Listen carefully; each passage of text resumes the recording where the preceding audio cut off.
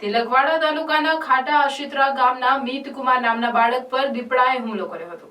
તો આ ઘટનાના પગલે આમ આદમી પાર્ટીના ડેડિયાપાડાના ધારાસભ્ય ચૈતર વસાવાએ રાજપીપળાની સિવિલ જનરલ હોસ્પિટલ ખાતે પીડિત બાળક અને તેના પરિવારની મુલાકાત લીધી હતી. તેમની ઈજાઓ વિશે જાણ્યા બાદ અને તેમના હાલચાલ પૂછ્યા બાદ ધારાસભ્ય ચૈતર વસાવાએ મીડિયા સમક્ષ પોતાની વાત રજૂ કરતા જણાવ્યું કે 5 વર્ષની ઉંમરના બાળક પર દીપડાએ હુમલો કર્યો તે વાતની જાણ થતાં અમે હોસ્પિટલ આવી પહોંચ્યા હતા.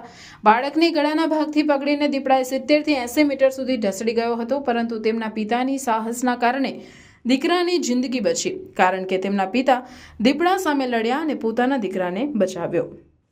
અવારનવાર અમારા વિસ્તારોમાં આ રીતના દીપડાઓના હુમલા થાય છે, તેમાં સૌથી મોટી જવાબદારી વન વિભાગની છે. બહારના વિસ્તારમાં જેટલા પણ દીપડાઓ પકડાય છે તેમને રાતના સમયે આ વિસ્તારોમાં છોડી દેવામાં આવે છે અને ખોરાક ન મળવાના કારણે આ દીપડાઓ માનવભક્ષી થઈ ગયા છે. અમે સરકારને વારંવાર કહી રહ્યા છીએ કે દીપડાઓ માટે રેસ્ક્યુ સેન્ટર ઊભું કરે, કારણ કે હમણાં દીપડાઓએ અનેક હુમલાઓ કર્યા છે. આજે આ દીકરા પર હુમલો થયો છે, પરંતુ વન વિભાગના કોઈ પણ કર્મચારી તેને જોવા આવ્યા નથી.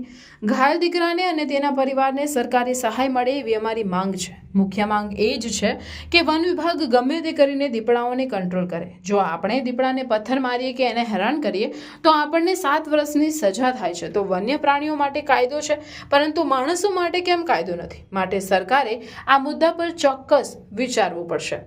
જ્યાં સુધી દીપડો પકડાય નહીં ત્યાં સુધી પિંજરા મૂકવાના હોય છે, નજર રાખવાની હોય છે અને દીપડો ક્યાં ફરી રહ્યો છે તેની તપાસ પણ વન વિભાગે કરવાની હોય છે. પરંતુ અત્યાર સુધી જેટલા દીપડાઓએ હુમલા કર્યા એમાંથી એક પણ દીપડાએ વન વિભાગે પકડ્યો નથી. ચીનકુવા અને તિલકવાડાના ગામોમાં મહિલા મૃત્યુ પામ્યા હતા, ત્યારે મેં વન મંત્રી અને મુખ્યમંત્રીને પત્ર લખ્યો હતો અને રજૂઆત કરી હતી. પહેલા દીપડાના હુમલામાં 4 લાખની સહાય હતી અને ગંભીર ઘાયલ થયા હોય તો 30,000ની સહાય હતી.